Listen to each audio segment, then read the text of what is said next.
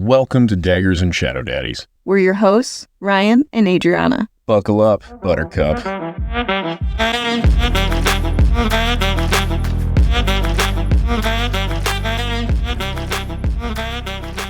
Mor and Feyre arguing with each other and who was right. I immediately took Mor's side. I don't remember what we were even talking about. Remember when Feyre and Mor were arguing? Mor was upset that Feyre just left and omitted information. Oh. Yeah. And then Feyre argued back because she had nothing against it. So she deflected, in my opinion, she deflected the argument by bringing up other shit that's going on with Mor rather than just owning up to her own mistakes. So, I was not suggesting Feyre did not make a mistake. I'm suggesting that, like it or not, Feyre is Mor's boss. And while they're doing work shit, it's not about the power of friendship. But that's even kind of what Mor said. She's like, you're my high lady. I should know when you go do things like that. Especially if I was the one in charge of watching you or protecting you. Again, shitbird move on Feyre's part, 100%. Obviously, but I felt like Feyre was deflecting. Well, let me ask you this. If you're at work and your boss, whom everybody gets excited to talk to in the meetings, right? If he goes to lunch and you guys are like, where is he? Where is he at? Adri, you were supposed to meet with him today. Where did he go? You're like, I don't know. Then he shows back up after having lunch and you start ripping his ass. But are me and my boss besties outside of work? It does not matter what you are outside of work. This is why work friendships are bullshit. Obviously, because I think it isn't the same. I think it would be similar to me and your sister. No, neither of you. There is no power dynamic. That is the exact case. Is they were at work and her boss went and did what her boss wanted to do. Was it a shitty thing? Yes. Does she get to bitch about it while they're at work? No. I just saw them like sisters, and one has a different job than the other. Yeah, but one of their jobs is to be the boss. Yeah. I don't know. I mean, we argued it then. We're arguing it now. I think what I will concede is within the confines of their friendship, Mor is 1,000% right. But within the confines of work, Feyre's correct. Feyre does not answer to Mor.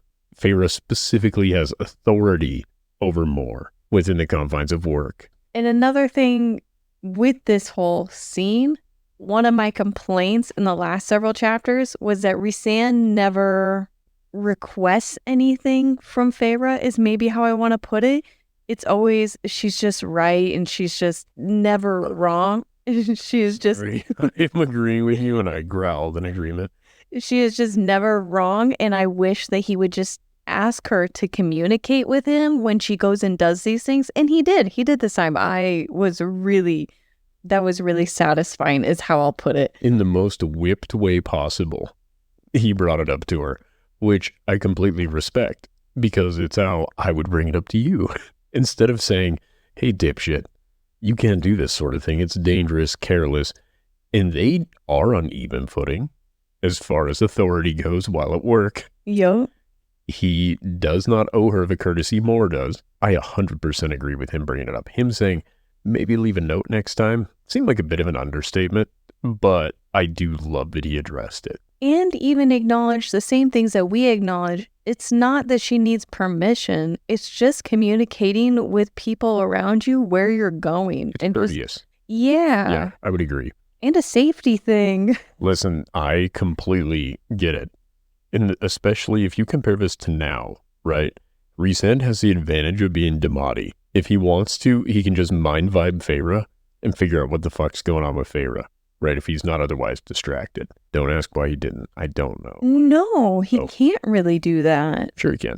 He can send messages to Feyre and she can respond. No, he can scratch her mind wall and it's up to her to let him in. She always has her walls up. Okay, she has her walls up, but... He could knock on the door, but this is falling back into the omission. He had no reason to know he should go do that. And he didn't find out that she was gone until she was already on her way back when, I gotta look this up here, but I think it's Thiessen that went and found her. Julian. helium because it was the glowing power And that... magic thighs. Yes. Yeah. I would say you're right, other than in the first 15 chapters, she has her shields up to protect against the Prince and Princess of Hybern, and yet they're still sending images and communicating with one another through their bond. He can address her. And here's the thing, I'm just saying in general, he has a sense of Feyre, right? The strength of their bond, blah, blah, blah. He's been able to just find her from time to time. I know I'm not saying he did in this scenario. I'm saying Rhysand has that advantage. If Rhysand were in the same position as Mor, where Mor begins to panic amidst battle, he could have reached out and Mor cannot, is what I'm saying. He has this advantage. He has her cell phone number. Mor does not have that. Yeah. I'm not disagreeing with any of this. I I'm feel like you are very upset with my response to this. No, I'm still upset with Feyre, I think is what I'm feeling. I agree. She was a shit. I And do agree. and it was very emotional when the suriel died. Fucker, are we there already? No, we're not really there, but I can't do this twice. feel these same emotions. Like I was so sad and like genuinely sad. This book elicited a lot of emotions in these chapters. Yeah. The suriel, the whole interaction with the suriel was really impactful. I liked that she didn't taunt it with anything. No. She just tracked it, and she shows up, and she's like, it's not in snares. And she still described it as gross when she looks at it, which I found really interesting because I'm like, man, at a certain point of familiarity with people, you kind of stop noticing shit, you know? Well, it has no eyelids or lips. I think I would never not notice that. I mean, if we can be sure of one thing, it's that Feyre is so observant on aesthetics, okay? She has brought up every aesthetic nuance with every single person we have met in this entire book. The suriel is not an exception to that rule, but it kind of bummed me out hearing her describe it as so grotesque, literally hideous, and then it dies for her. Yeah. It chose to be tracked so that it could give her this bit of information. I don't get why it kept the robe if it knew it was being tracked other than it's a little You vein. want it to be naked? The robe was all tore up. What's wrong with the one Feyre gave it? I think he wears through robes, or they wear through robes really quickly. Oh, they could all be, it's a race or a group of suriels. It's a title. So one of them might have a robe and then it feels bad. It's like, well, I want a robe. Well, maybe there are laws there about decency. We haven't heard about a Fey nudist colony yet, right? So what, you want this suriel out there just rocking bare bones out there? I don't think so. This was really good. I really, I cannot describe how much I enjoyed these chapters. So much so, we went over our 7 chapters. We did. I think we went 9. Yeah, we did 9 chapters this time. I could not stop reading. They were short, but I had to end on a different note than the suriel dying and Elaine being taken. Motherfucker, is that the next thing we're addressing? Oh, we should just start at the beginning. Okay. There was so much. You keep jumping so far. There are so many things that happened. Okay. We've gone through Feyre and Mor in their bullshit argument and fight, which, oh, fuck, that didn't happen yet. How the hell did this start? One more quick little thing. We questioned if Feyre ever apologizes. We reflected on it in the last episode. Does Feyre ever apologize? And she did several times. So she apologizes frequently. She does. She just doesn't change her behavior. It's always a verbal apology. Yeah, I'm guessing so. It must not have been that good of an apology. We couldn't remember it, but it did stand out. She apologized several times throughout this. Do you think Feyre's just drunk a lot? No. It reminds me of that, you know, like when you drink too much and then you go on this apology tour and then like a month later you drink too much and you go off on the apology tour again. I think that's all it is. She just keeps doing the same shit and you're like, Feyre's like, I'm never going to walk away without talking to one of you again. I'm so sorry. And then like the next time she gets a great tattoo idea, she's like, hey, Amryn, let's go talk to that guy in the basement. Like she just creeps off with Amryn. People are like, where the hell did you go? Don't worry about it. And she just got a new tattoo. Sorry. And says sorry again. Oops. We started off with chapter 57. Feyre convinced Mor to go help in the battle. That's where all of this starts. The first betrayal that happens. especially Mor is already emotional watching her friends be, injured and attacked and losing ground or whatever it may be. I think she kept saying form the lines. I didn't really get that. I don't know anything about war to know what they're doing. In the army. You don't know anything about this. It sounded stupid in my head. I'm like, why are we lining up? It'd be a phalanx. Do you know what that is? No, and it sounds like fairy-like. Oh, it does sound like that, but that's not what it is. Google, I would go with Roman phalanx. Okay, if this is the formation they were supposed to be doing. With a bunch of winged creatures. They definitely were not this. You have like Cassian, who is just like out in the middle. So what happens when you have two of these lines that meet is the lines kind of end up blurred, right? What provides this strength is the shields and things up front, and that prevents penetration, so to speak. It's the condom of warfare. Condoms don't prevent penetration. Quick little sex fact. That was a weird thing to say. If you wear them, nobody lets you fuck. Well, it's not written like Fae as in fairies, turns out. It's, I didn't think about that. It's probably Greek. So it would be like phallus.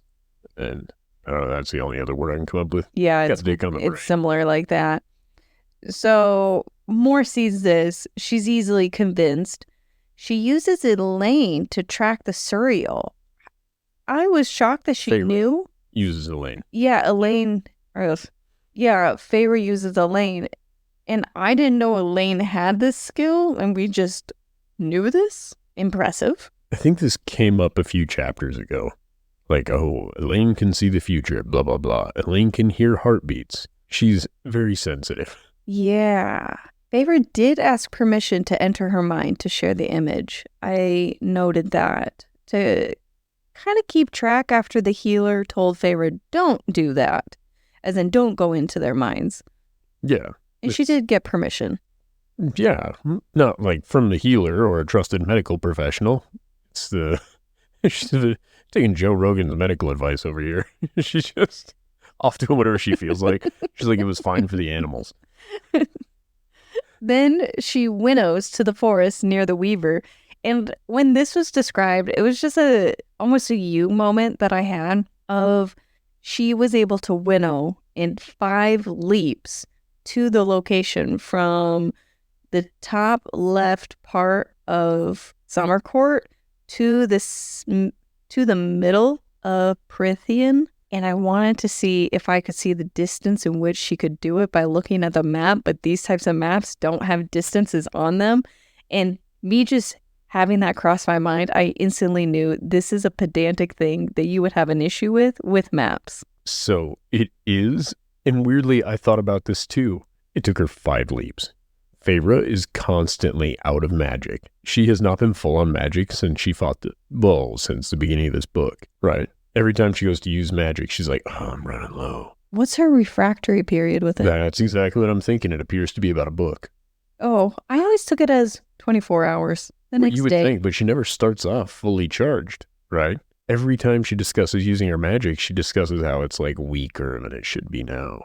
Oh, I took that as she already started using it and she's acknowledging that it's weaker now. Then she should have some ideas to when she should be putting herself in these scenarios. Is kind of my point. My pedantic thing is Feyre keeps putting herself in shitty scenarios nearly out of magic. Like, it's like she's going cross country and filling up her car an eighth of a tank at a time. Speaking on this, because she was so nearly drained of pretending to be Ianthe, and then her running, and then the wings and all of that, she's using all of this power, she's incredibly drained. She was still able to break that wall to leave the Hybern location, and I found that really impressive. It seemed to be a push farther in her magic than she ever has. It'd be like working out, right? Yes, you push it. Yeah. That's what that scene reminded me of. Yeah, I would agree with that. Here's my thing, though. So she winnows 5 times. She winnows 5 times. She goes through this whole thing, and that's why I think her refractory period is like 24 hours, because when she gets back, she transforms into Ianthe and goes on to that whole journey. Yeah, and that's not 24 hours apart. I thought she went to bed. I don't think so. I think she immediately was like, what the fuck are we doing? We get back. Her sister's there, and she's like, hey, I know what to do. You need to throw some bones. Yeah, she starts using her magic. Yeah, immediate. Well, they must have been laid down because They did. her That's sister was the in dream. bed. Yep. But I don't know, man. 24 hours. I'm not sure. I think it's 24 hours. She just needs to go to bed and sleep with Rhysand.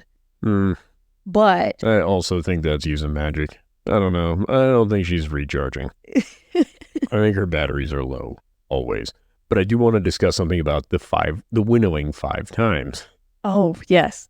What is the difference in the magic it would take for you to winnow a distance 5 times that length once, or 1/5 of a distance 5 times? Does that make sense? You're saying go 1 time slowly versus winnowing 5 times? Speed. It's just go the full distance once in one winnow versus 5 winnows that are 1/5 of the original distance you want to go. What difference did it make for her to use 1/5 of that magic 5 times versus just using that magic all at once?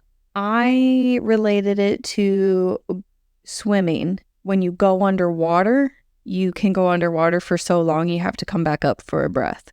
And then you go back underwater and you come back up for a breath. That's how I related it. Some people can hold their breath longer. Okay. All right.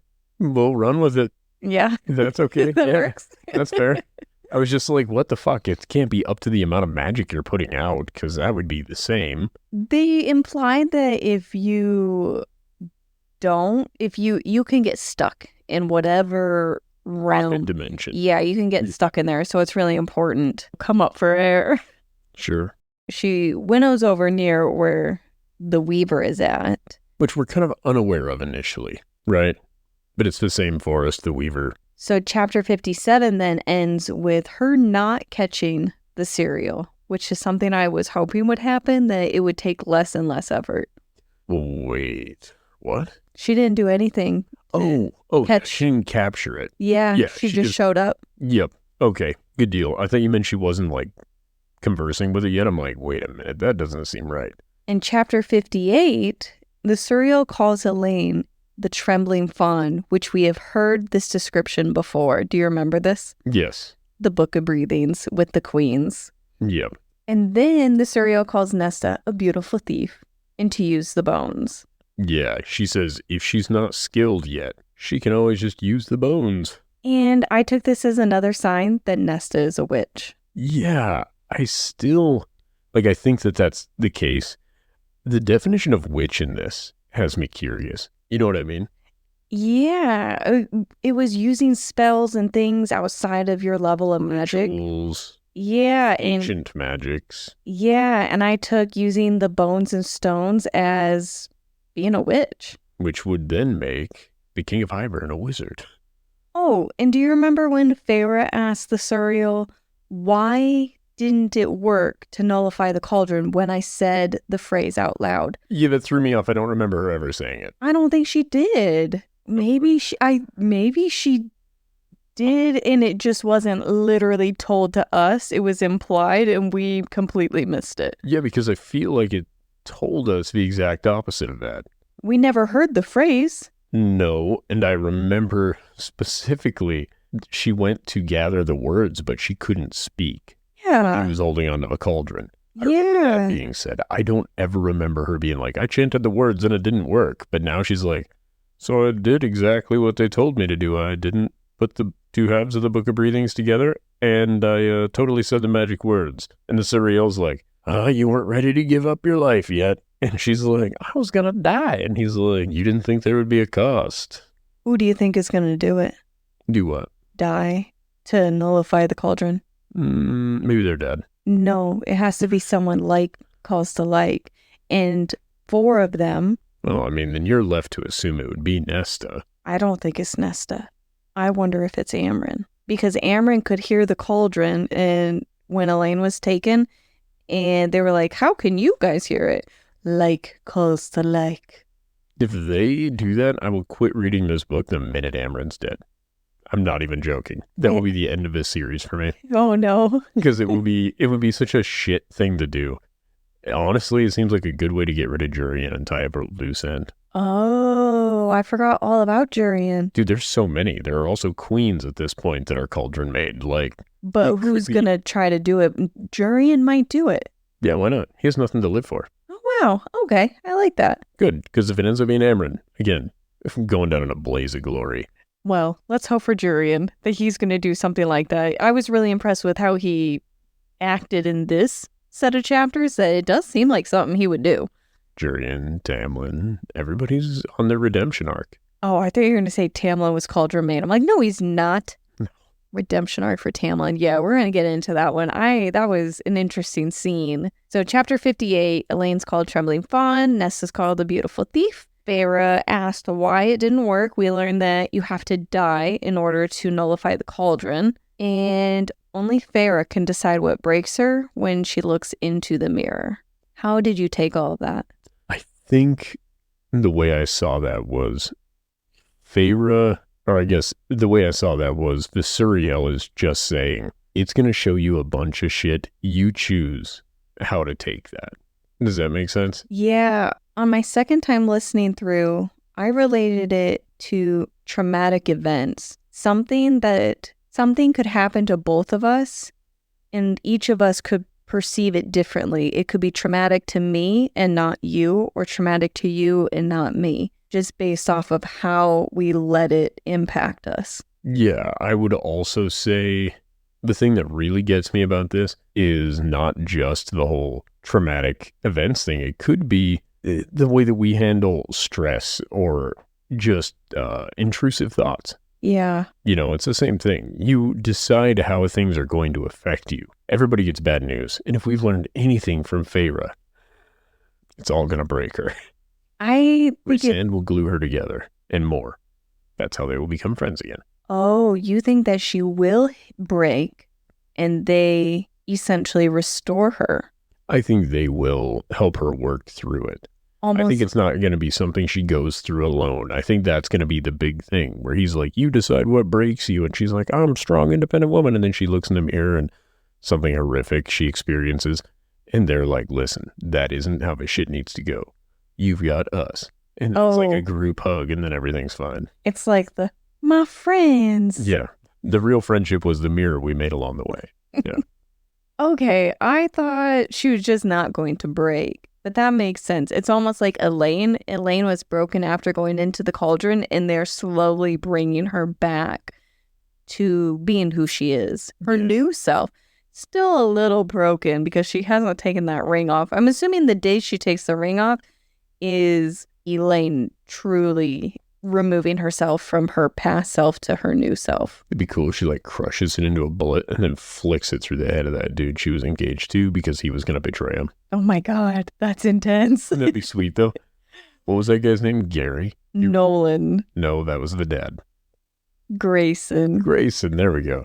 Yeah, if Grayson's going to betray him and she just crushes it and flicks it right through his forehead, and John Wick style. Chapter 58. Okay. Understood. That's the end. Chapter 58 ends with giving a message to the silver-eyed one, and Ianthe arrives. I really liked all of the little names of just everyone who was involved, other than Ianthe. She showed up, and it was really upsetting. What I find really interesting is he uses her name and her nickname. She isn't just Cursebreaker. She's Feyre Archeron Cursebreaker. He says her name several times, right? Uses nobody else's proper name. Totally fine. And then when they kill him, Feyre's like, what's your name? And he's like, names don't fucking matter. It was so sad. It was, but isn't that an odd note? It was. Given the importance that was put on her name? Mm-hmm. I don't know. I found that odd. What did you think of Ianthe arriving? Semi-predictable, but I think because our last few chapters you brought up, you're just like, oh, what's Ianthe up to? And I'm like, she ran back to Hybern. Well, then, of course, the suriel gets sniped out there. I was like, oh, okay. All right. And then she's like, Feyre. She has Rhysand energy, though. How so? The way that she interacts with things that are upsetting to her is very casual. She's like, Feyre, you have become tedious. It isn't rushed. She kind of saunters through everything. Yes. She takes her time. Feyre books it all the way to the carver. Or not the carver. The weaver. To the weaver's house. She jumps inside. Now, they don't know the weaver's there, which I think was the sickest part of all of these chapters. They just walked into a house with human hair for a roof, and they were like, this place seems completely normal. We're going to walk in here. Anyway, Ianthe's whole thing was, well, you shouldn't have involved this person. Now we got to take them out too. But it wasn't rushed, and I really liked her pacing. Like, she's dead now, and that's fine. Maybe. But it's not confirmed. She's not defeating the Weaver. They couldn't take Feyre out, and her weak-ass shield was having trouble handling the ash arrows. You're not wrong. I'm just saying it's not confirmed. I feel like Feyre made it all the way back to their camp, and Ianthe wasn't there. It's confirmed. Ianthe's done. If Ianthe comes back, I will give you a real apology. But it's not that I think she will. It's not that I think she will come back. It just wasn't confirmed. But the screams confirmed it for me. Yeah, they did scream for an awfully long time. Mm-hmm. She'll know when there's like a patch spot in her roof. It's just beautiful golden hair. I think it was during this time while we were listening. It was so good. It was intense. And all of these chapters were so emotional. And I paused it and I turned to you and I said this. And you're like, yeah, it's like the first 15 chapters. And I realized that maybe we are into romance fantasy, just fantasy action. Yeah, I honestly don't need it to be fantasy. This could even just be John Wick. I'm fine with it. Yeah, I think I just like action books. I like the drama with the relationships, but the romance aspect, I'm not really feeling it, I guess, in this book, other than, and we'll get to it, Amren and Varian. Okay, there are two awesome couples in this book. Amren and Varian, and then Elaine and Asriel. Yeah. Those would be the ideal ones. Yes. But overall, a lot of action. I really loved it. So chapter 59, the suriel tells her to run, and she runs to the Weaver, and the forest moved out of her way. She didn't know if the forest was doing it for the Weaver or for the suriel. Do you think that the forest was assisting Feyre to help her get away or to get to the Weaver quicker? I don't know. It's weird that we've all of a sudden anthropomorphized the forest, like given it intention. Because then like when she was trying to learn to fly and there were still trees and shit in her way, like the forest didn't weave a little bit and help her. That's a little upsetting. There's been a few times where she talks about the forest, and I couldn't remember if the first time that she went to see the Weaver, if the forest acted this way. Because if it did then, that means it was trying to feed Feyre to the Weaver. Or is it bending to Feyre's desire to reach the Weaver? Yeah. Both times she's going Feyre? intentionally. I like to think that the forest assisted Feyre and blocked Ianthe for the Weaver. Well, yeah. The whole point I would make with this is if the whole point of the forest moving is just to give the Weaver something to eat, it doesn't impede the other people from getting there either. Yeah, you're right. I think the idea is it was there to help Feyre. Yeah. So chapter 60 then starts. This is where these were short little chapters. Chapter 60 starts with her holding the door open, and the Weaver smelled the Bonecarver. What did you think of that? Honestly, it was a nice reminder that they're twins. She's like, you've been with my twin. And like, who are you? And Feyre just doesn't. Feyre doesn't offer information openly. Like, for the most part, Feyre's like, and they're like, who are you? What are you doing here? And she's just like hiding. She's like, I just need to sit here for a couple more minutes. Yeah, and if you're the Weaver in this scenario, who are you really pissed at? The lady that tried to burn down your goddamn hut last time she went in and stole a ring.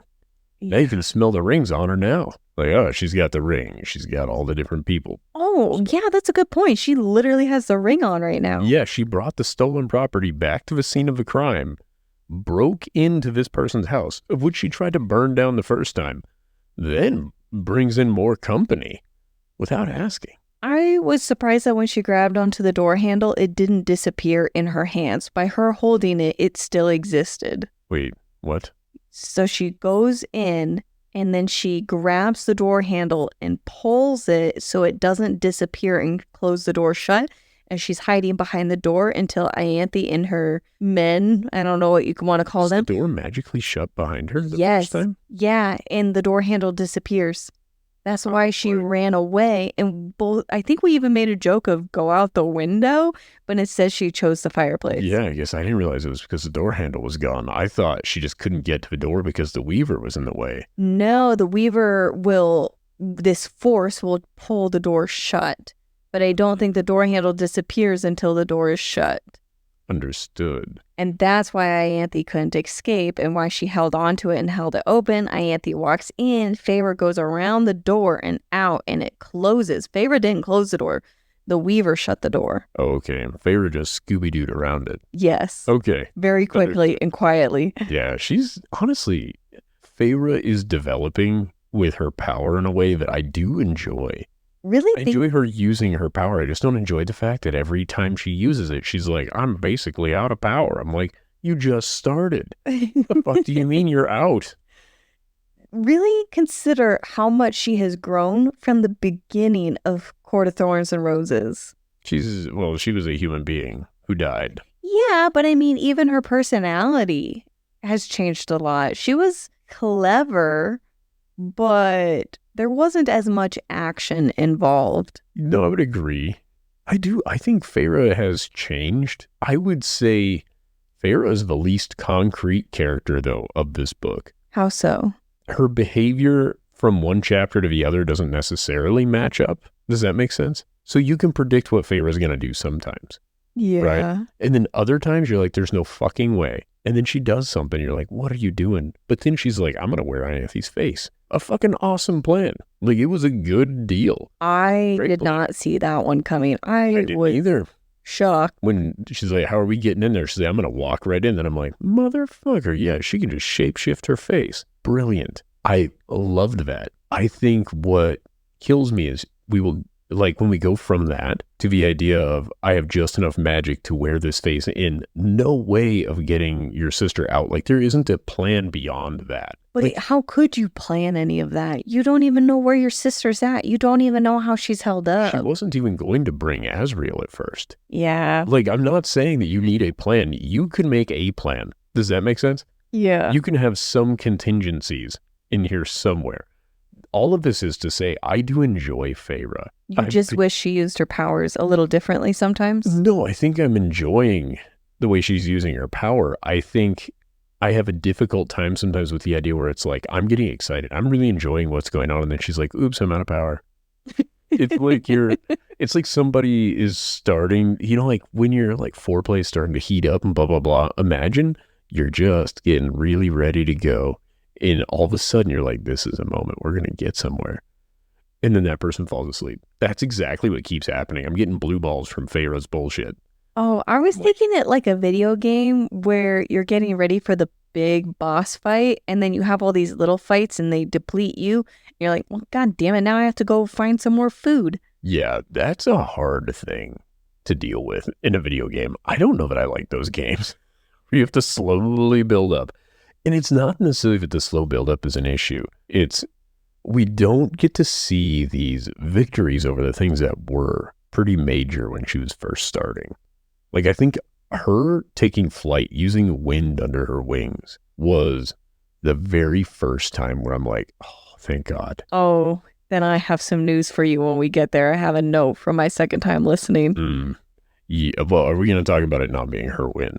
Is that what we're going to discuss? Yeah. Yeah, I wondered if it's not. Well, hold on. We'll get into it. Yeah. The second time listening, I caught something I didn't the first time, and it kind of disappointed me. But chapter 60, she hears the screaming from them. I have that it's not confirmed. We already discussed that, where you're like, it's confirmed. They screamed for a very long time. For me, it's confirmed. The suriel dying was heartbreaking. It was. I was truly sad. I was super sad, and then I was super curious, Because the suriel's like, the smell of my blood is going to attract some gnarly shit. This is the second time we've heard this. So it tells her to stay with Rhys, but almost like there will be a moment where she won't want to. I wasn't quite sure how to take this because Feyre's like, yes, I realized you were talking about Rhys actually, not Tamlin.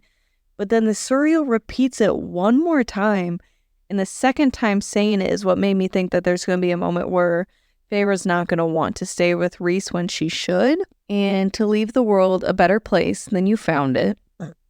Sorry. Did you have anything on that? This is such a ridiculous note. Yeah, it was cheesy. It's so tropey. Just do one thing for me. Leave the world better than you found it. It's like, it's there. It's already better. The world that I found, I was starving in. Like, what do you want? I thought it was cute. It's not what I expected from the suriel. I mean, given our entire history with it, I didn't expect it to be a dreamer. The suriel better come back to life. Phantom winds stirred the ashes of the suriel, and I have at this time, is this the same wind that assisted her with flying at Highburn later? No, it's not. Chapter 61. They burn the suriel also, right? Which I think is important. The end of chapter 60, Helion shows up, and he's the first one to show up. And this set off alarms of how did he find her? Because I wondered if it was related to the blood from the suriel. And then in chapter 61, she is talking about how Helion found her and was telling everyone, and she says he was vague about it.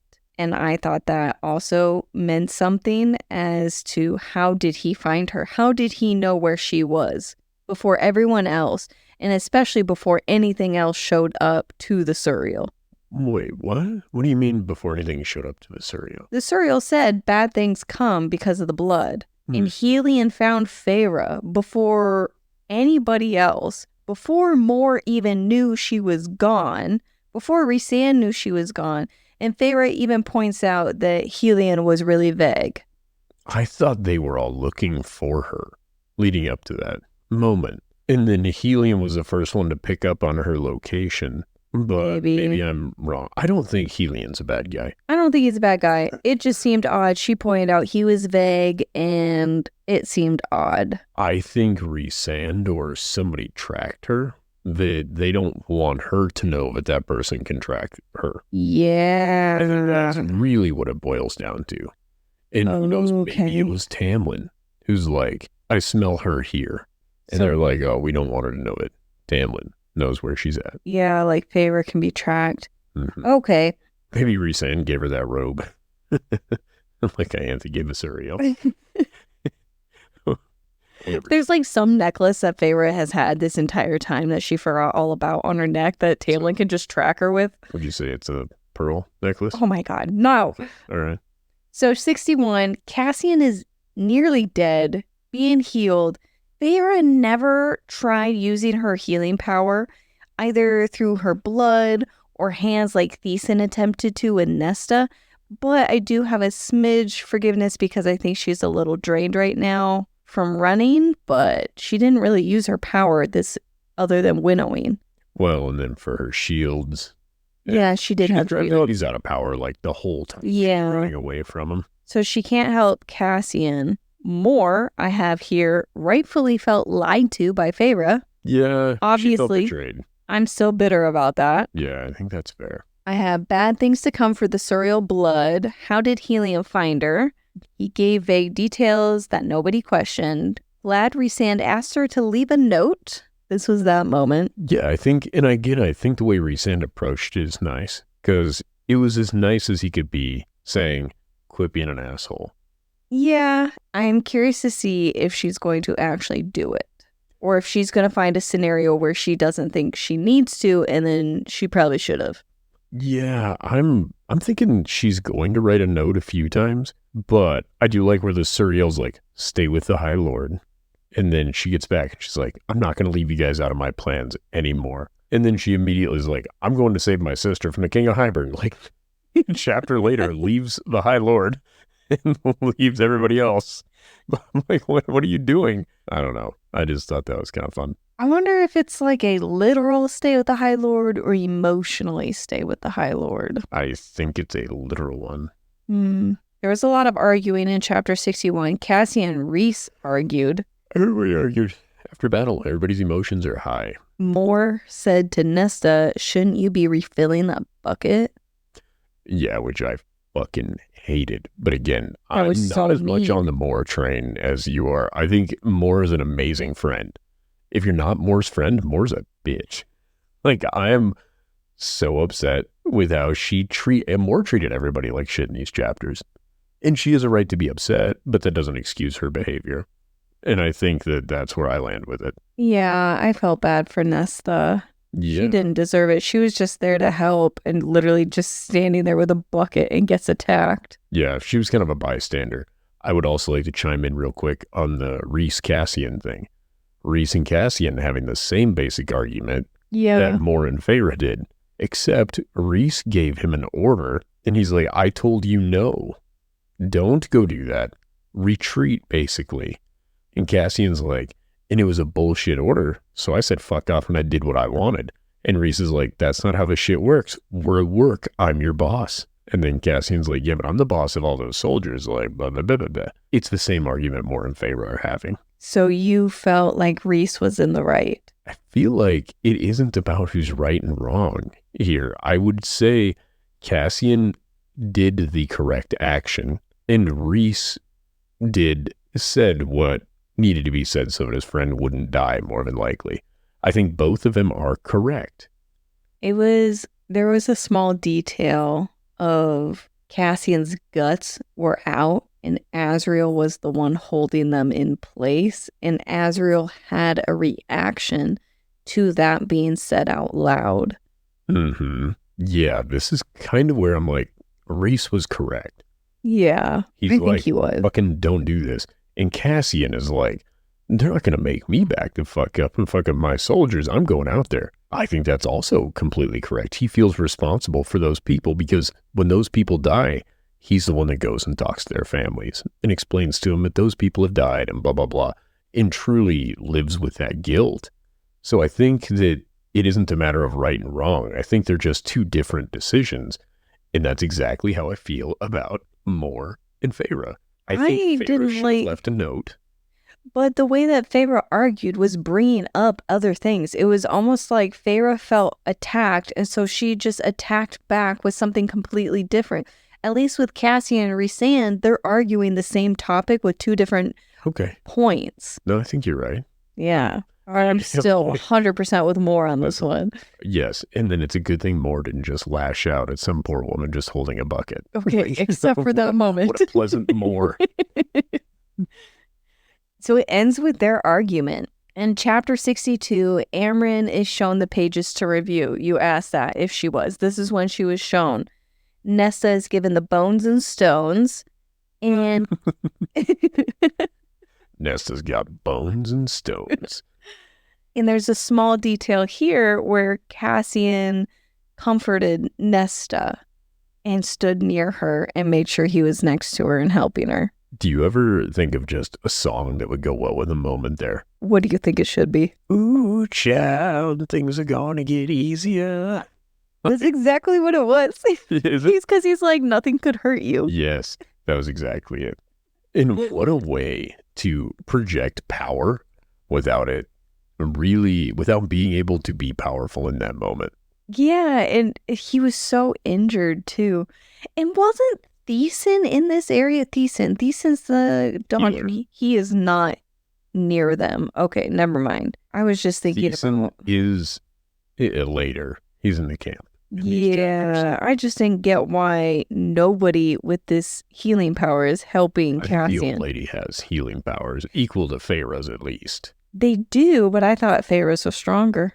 I think her blood maybe. But that old lady Mender, she's like the best healer around outside of Thiessen. Yeah, and they hold their hands over top while healing just like Thiessen did. Yeah, and she was able to... She brings up a skin that's like all butterflied and filleted. Just yeah, I saw this as a literal gash open, that it was incredibly unsightly to see. It sounded to me like he was ready for surgery. Not even surgery. If this was a they busted human, him open, they're like, we're getting rid of his lower intestine. Small intestine? Not lower. Large intestine's on the bottom. I pictured it went from his pelvic all the way up to like his collarbone is how big of a gash I pictured. Pelvis to sternum? Yeah. Jeez. A vertical one. Well, that's even crazier. Maybe it was I think you're horizontal. Right. Honestly, you're probably correct. I thought no matter how they're going to do this, that was a great visual. Just like the skin began connecting. I'm like, oh, that's neat. My visuals are also terrible because then they're like, his guts were out. And it was like kind of cartoony in my head. It was just literally spilling out, but it wasn't gory in my head. There wasn't like that much blood because that takes a lot of effort to imagine, especially as the book is continuing to move forward. What's kind of odd is, nope, not a good story for now. The only time I ever saw something where you would have thought it would have been super gory was somebody coupled up in train cars. Ooh, no. All I'm saying is it's not gory like you would think. No. Which is worse. No. All right. No, yeah, because that's a pinch. No. Okay.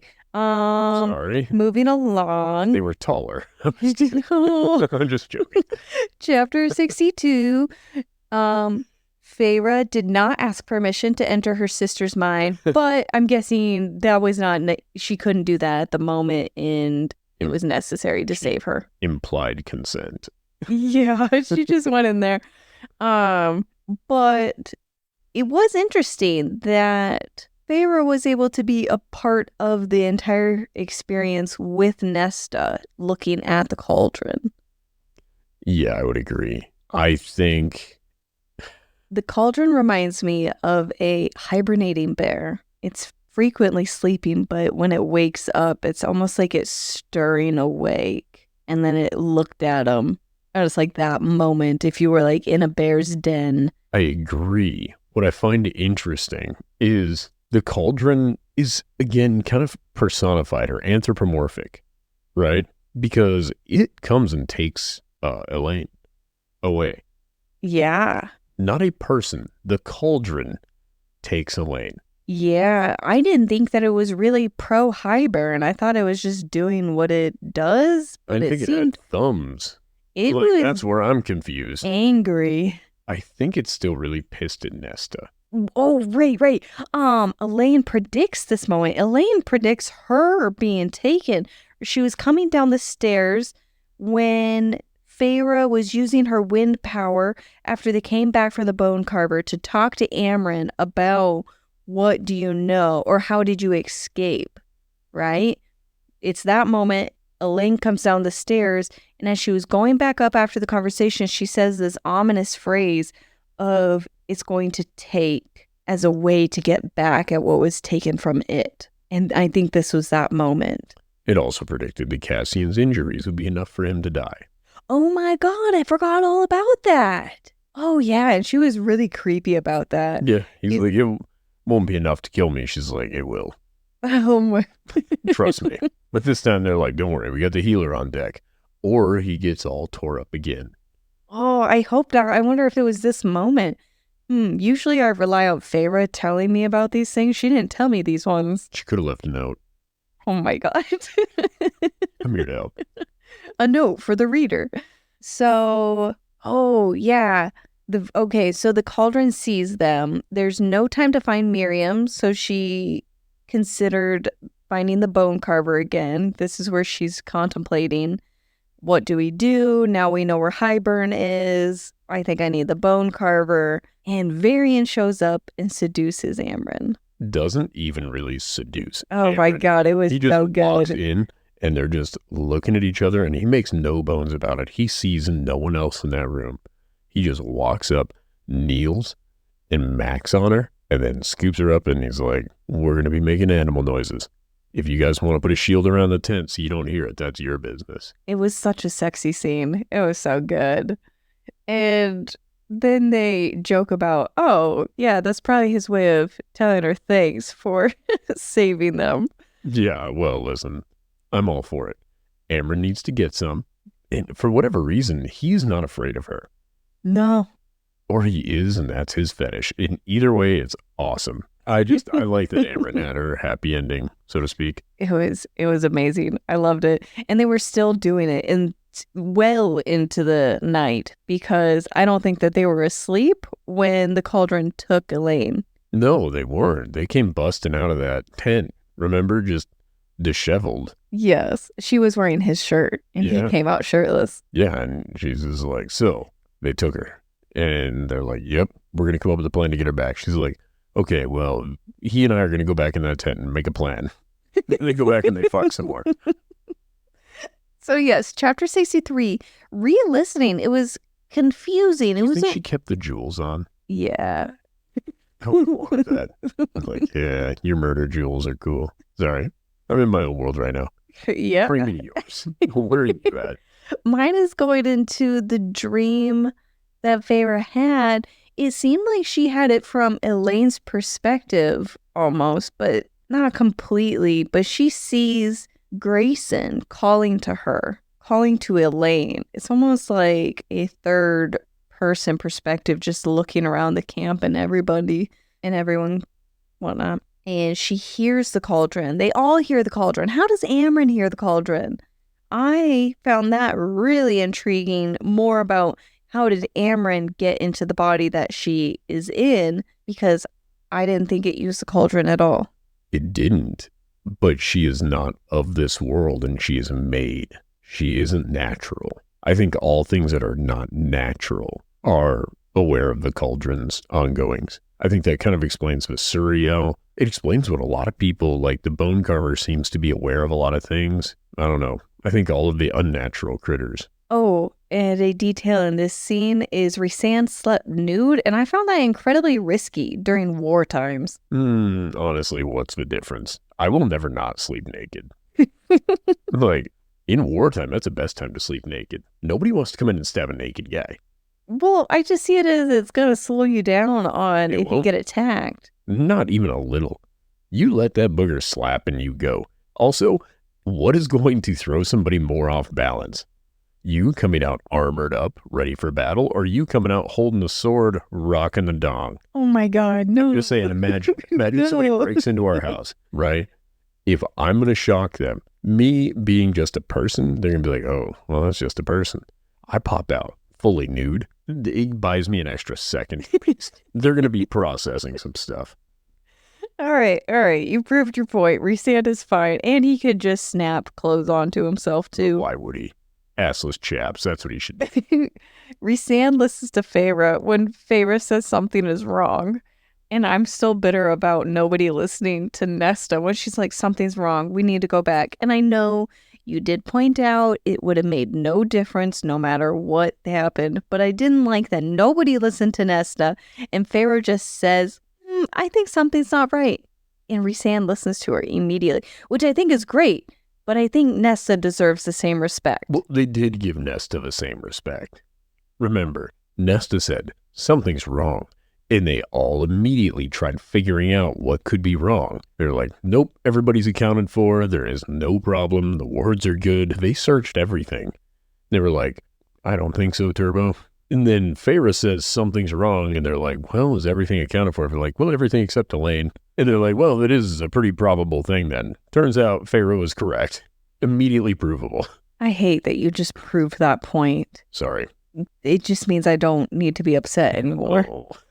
There's plenty of other things. Elaine was taken, and I noticed Azriel was the one who noticed. Yeah.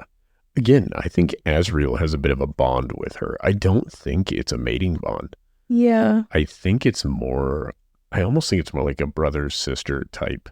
No. Bond. Like I don't want it to be romantic. I think it is going to be romantic, but it's very confusing. They're both so quiet. They do seem like a much better fit. I think they're kindred spirits. Yeah, as the book goes on, I agree with Feyre more and more on her first take of the two of them. Why not Azriel instead of Lucian? Yeah. Again, I do get that, and I think that would make for a good story too. But I think them being just kindred spirits and he just cares for her platonically is a lovely story. It is. So chapter 64, Feyre plans to pose as Ianthe. And I have this silly note now that it's not confirmed that she's dead. But that was because I was worried that Ianthe was going to show up and they would do that Spider-Man, like, pointing at each other That would moment. be really funny. No, you. And Cassian can't help due to injuries and cannot I can't comprehend why at this point she didn't use her healing powers, but it seemed like it took a lot for her to pretend to be Ianthe. And But she got the attitude figured out right away. She was so excited when she walks by the soldier when she gets there. And she's like, after I'm done fucking brown-haired Rhysand, you're next. And she's like, and I could tell I could have him right now. I'm like, wait, you're just enjoying this moment. Just, okay, all right. You do you, girl. Like, did cool. you notice this small detail? The narrator did not use her Ianthe voice, but a favorite impression of Ianthe. Yes. And I say this because I kept waiting for Ianthe's sort of, not somber, but like Ianthe has this lackadaisical sort of melancholy flow to the way she talks. Yeah. And Feyre did not have that as Ianthe. No, and I went back and compared the voice the narrator used while she was Ianthe with the suriel to the moment Feyre was, and it was not quite Feyre, but it was not her Ianthe voice. It was like a half an octave above regular Feyre and not the full 2 octaves higher than his Ianthe. The cadence was still like Feyre. Yeah. And she didn't have that, what's that, that church accent thing church ladies have? I don't remember. There is a term for it, though. But that's kind of what Ianthe has. Almost a baby. It's called baby voice. Baby church voice. I don't think that. We'll use that. Yeah. Baby fundy voice. There we go. Fundy. That's the word I was looking for. Ianthe kind of has this fundy voice where it's a little bit. Everything's on this upturn, and then Feyre doesn't. And I love that was still there, but she did give Feyre this, Ianthe-like attitude in it. I don't know. It was really well done. I was incredibly impressed with the narrator. It was just taking a moment to recognize how impressive it was because her Ianthe voice is separate in its own thing, and she did not use it. Her narration was probably better than my reading would have been. Yeah. Scenario. She did it so much justice. And so before she leaves the camp, she turns into Ianthe. They're getting her dressed, right? They're using the amulet from Azriel. Rhysand comes... Siphon. Yeah, there we go. Rhysand comes up and gives this little pep talk. She does not change her face, right? Rhysand is talking to her, and she points out that he sees through this, and he's speaking to me. If you were to act like normal you, getting all close and in my face and kissing me and being... When you're being another lady. When I literally look like another woman, I don't think I could do that. Again, this goes right into our deal last time. If clone Ryan is going to have sex with Adri while regular Ryan has to go to work, I'm going to be so pissed. Yeah. But if you get to make up a clone of somebody that happens to look like me, also good. I don't know. Yeah, it was just one of those moments of I would be so furious right now of just like, don't you get close to me like that. You're not supposed to see this body and speak this way. Okay, noted. Yeah. Well, if you ever turn into a shapeshifter, you stay right where you are. You start wearing somebody else's face, we're not fucking. So. I've been warned. But yeah, Feyre had to put on a show. And I personally think that if I was in Feyre's shoes, I would have put in more effort to be seductive. So there are no complaints of what she behaved like, because I would have been worse. Yeah, you might have turned Ianthe up to 11. Oh. I just in there just blowing the guards right away. They're like, what would Ianthe do?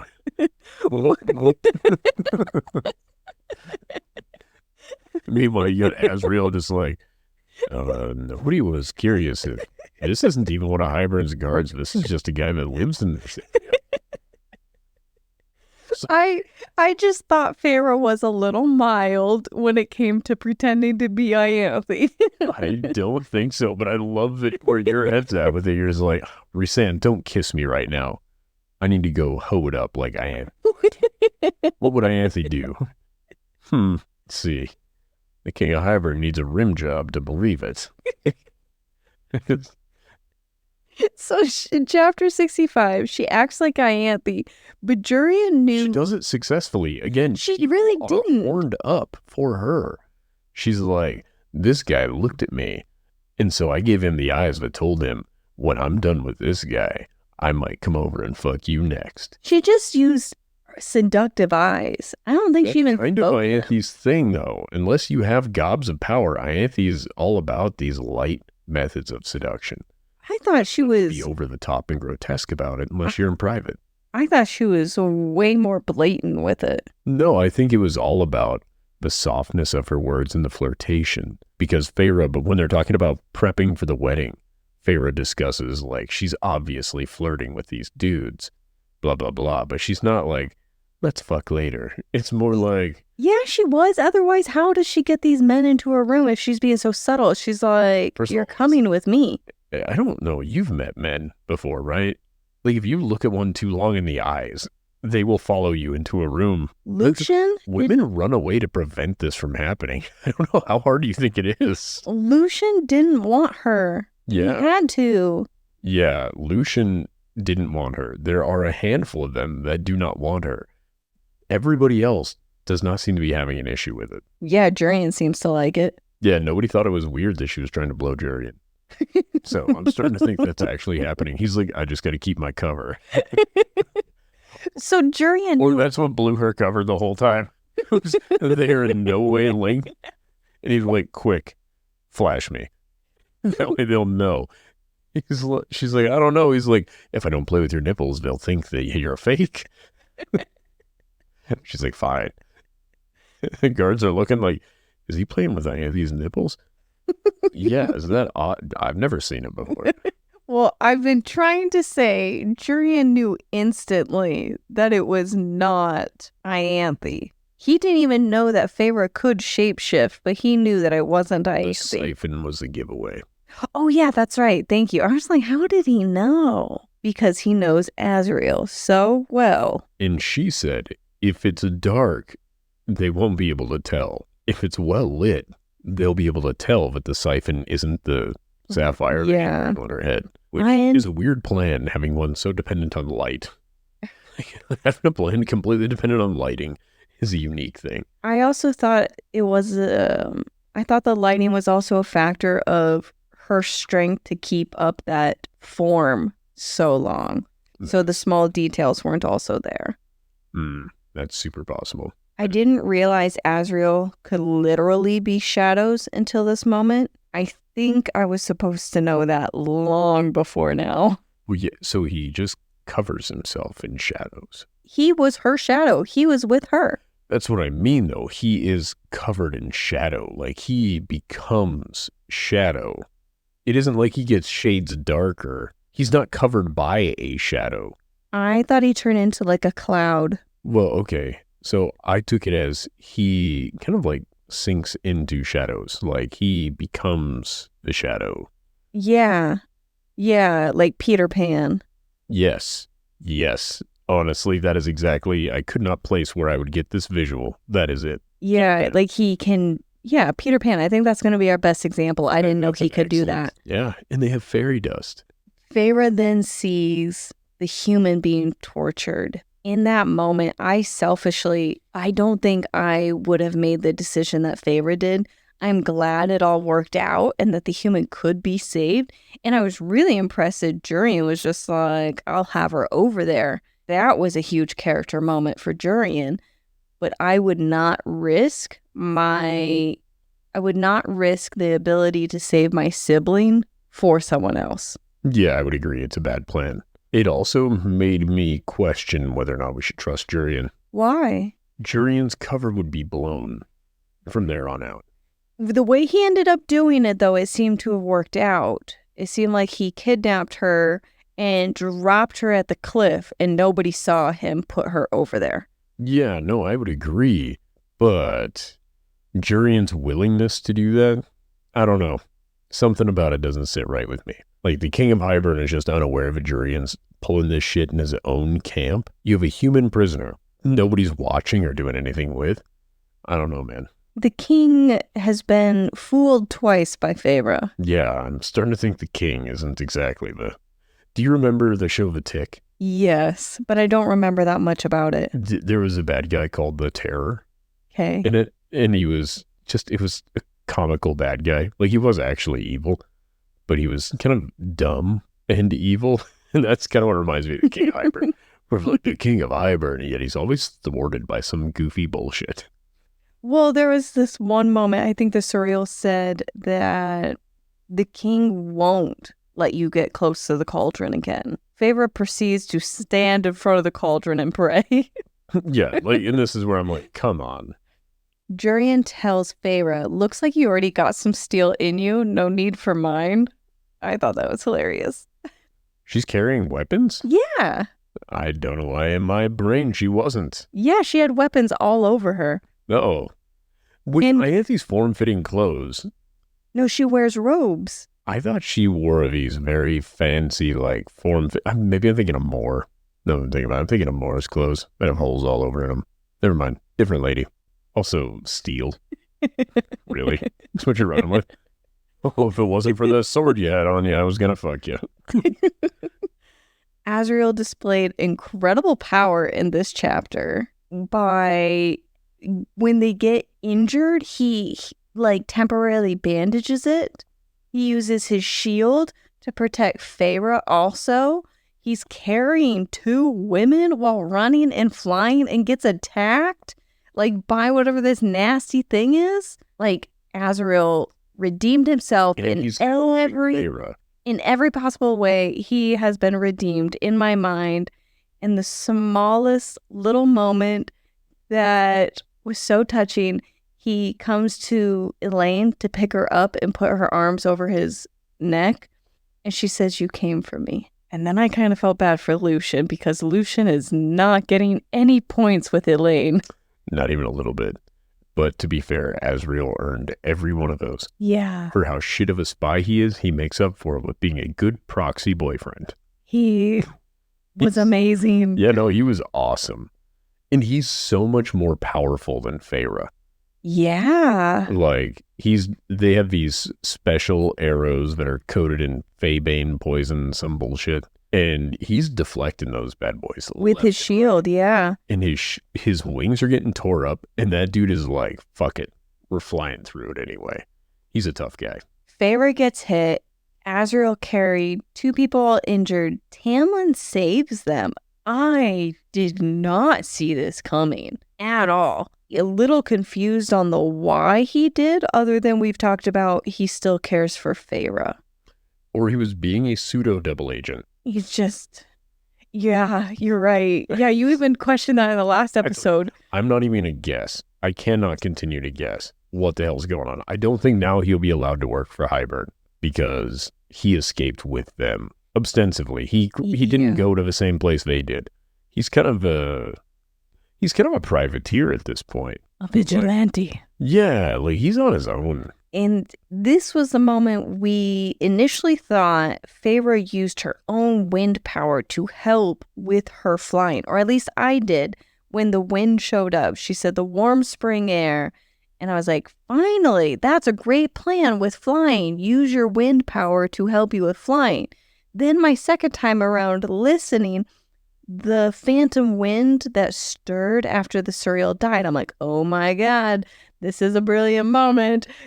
The suriel was the one that actually helped Feyre with flying. How cute and touching. No, it was actually Tamlin. And she literally says it. She mentally thanked Tamlin for the warm spring wind. Are you sure about this? Yes. So Tamlin's the one with the wind power? It's not really that. He just used his spring power, but she called it warm spring power. And she did not. She said a warm spring wind. That's what I meant. Yes. And she thanked Tamlin, not to him, but she was like, just the springtime of year? They're in the human lands. That's what I mean. Is it not the springtime of year in the human lands? She thanks Tamlin for it, which is why I thought she was just thanking Tamlin for helping them escape. Because he took care of the beasts that were semi-related to the Naga. They're like Naga dogs. And Tamlin took them out while they were trying to murder her. She thanked Tamlin like, thankfully Tamlin sent the warm spring wind while I launched off. Oh, man. I was re-listen to this, because I don't know that I buy that Tamlin has wind powers of any kind. It was very blatant that it was Tamlin the second time I heard that line. To it. That's crazy. Well, hold on. Which High Lord does have the wind power, if not Tamlin? That would be Tamlin's wind power. Yeah, because... And that explains how when he gets angry, the study just, boom, flies into crazy disarray. And when she shielded using the hard wind shield, she let him believe that he had done it for her. Tamlin does have wind power. And shape-shifting power. Oh, here's someone who has a nice breakdown. Demati and power over darkness is from the Night Court. Power over water from the Summer Court. Power over heat and fire from the Autumn Court. Healing power in her blood from the Dawn Court. I like that little detail because it is only in her blood, which she could just give a little shot to some people sometimes. Yeah, like a vial will do you some good. Or when you're like in your off time, when you are... Fill some bags. Yeah, just little vials and just have like in your bag or something. Shape-shifting and power over air from the Spring Court. Yep. Light and curse breaking from the Day Court. And unique power arising from the combination of all 7. We don't know that one yet. Well, it's just when she like did some of the stuff in the forest. There's going to be a unique power. I stand by this. When she's developed all these other gifts, because she had this whole thing about, I have kernels of your power, but it's mine now, and I'll do with it what I want. I think part of her coming to being herself is having a gift that isn't borrowed. Oh.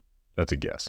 I wonder what their kid would be like. Don't you start Googling now. I'm not Googling. I'm just wondering with my mental Google. All right. We know it would have blue eyes and Rhysand's hair. Violet eyes. No, the way it was described is that child has blue eyes. Yeah. So Tamlin was the one that gave her the wind to help her with flying. Let's see if we're on board. Again, the only other time I could think of him using wind was the shield. Yep. That's cool. All right. Yeah, I'm glad we sorted that out. That was actually really difficult to find. It was a very obscure web page that had just plain text on one page. Fandom. They're not focused on that. It's easier to find everybody's cock size. Trust me. She is flying, and I love that there was this moment because sometimes I will complain, obviously, as we have seen, complained about... Why is she wasting her time with flying? This sounds so stupid and a waste of time when you can shapeshift into something else that seems more power and war driven. And I just kept telling myself, there's gonna come a moment where she uses her wings and this is it. And this was it. But it was done correctly in that she acknowledged that there was some force within her that drove her to want to learn how to fly. It was just a small detail that I liked that it called it out for what it was of this must have been the moment that fate knew that this is what I needed to learn. And I like that it just said it. Rather than ignoring, it actually acknowledged it. Yeah, kind of the necessity is a mother of invention, so to speak. Yeah. But yeah, so it was well done. I was expecting the moment that she needed to actually know how to fly, I was going to be upset, and I wasn't because it was an impressive scene, an incredible scene, detailed, and she acknowledged that she didn't even know why, but this must have been the why that she just didn't know yet. And it wasn't easy for her, even in that scenario. Yeah. She discusses how difficult it is. Well, I also think the way that it was a cliff from one cliff to another, because we've talked about how she could glide. This was not a scenario she could just glide in. She actually had to get lift and up and outwards. Yeah, she had to achieve altitude. Yeah. And she's very drained. And this I talked about at the very beginning, that she's very drained. Her powers are almost spent. And they get to the shield, the ward, and she has just enough to continue pushing through to help her and Azriel and even Tamlin. So I guess it like actually broke a hole through it, not a temporary one. The way I saw it was she broke the ward in that zone. Yeah. That part of the ward is done. Yeah, because King of Hybern would have to manually repair. Yeah, because he was upset, likely because of that.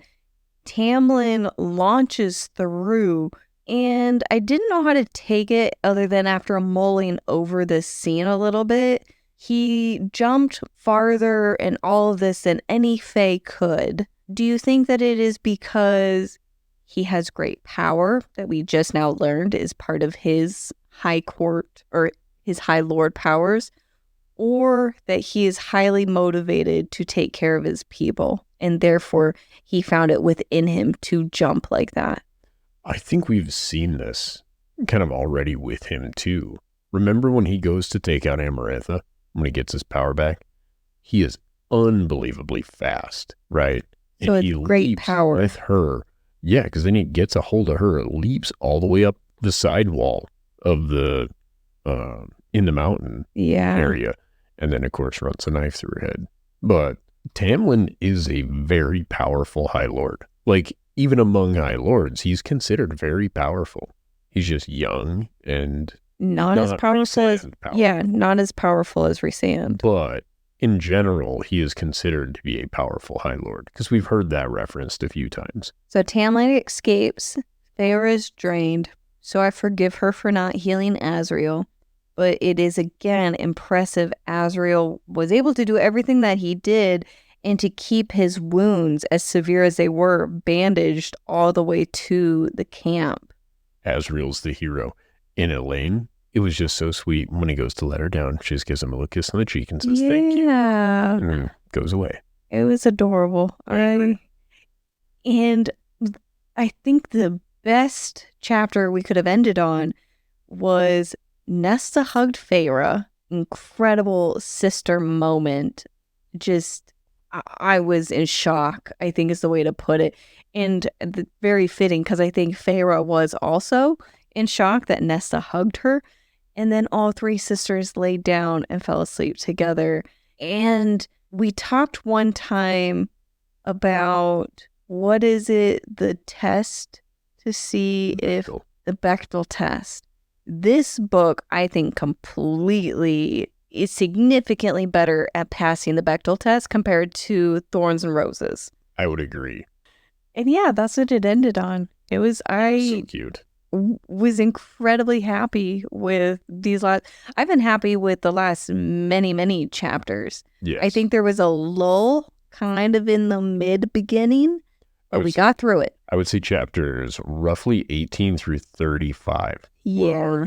And then I think it's been a steady climb up, more or less, with a few shitbirds here and there. I would say, as a whole, I've really enjoyed this book. Yeah, it's really growing on me now. I'm glad they got to you before the end. I was a little worried. But again, if they kill off Amren, this book is done. That's okay. I'm hoping not. I think you had a great take. I bet it's Jurian. It better be. Did you have any other takes you want to share? I think I shared most of them. No, that's it. That's all I had. I love you. I love you too. You're my bestie. You're mine too. It was a great time. We had fun. Now get out and go live your life. No, wait. No. Thank you all for listening. We appreciate and love you all. Please follow us here, TikTok or Instagram at Shadow Daddies Podcast. And then go live your life. Bye. Bye. Get out. We're done. This was Daggers and Shadow Daddies. Now it's my time. Toodaloo. It was fun for us. I hope it was fun for you. But that's all we've got. Goodbye. Come back in a few days. We love you.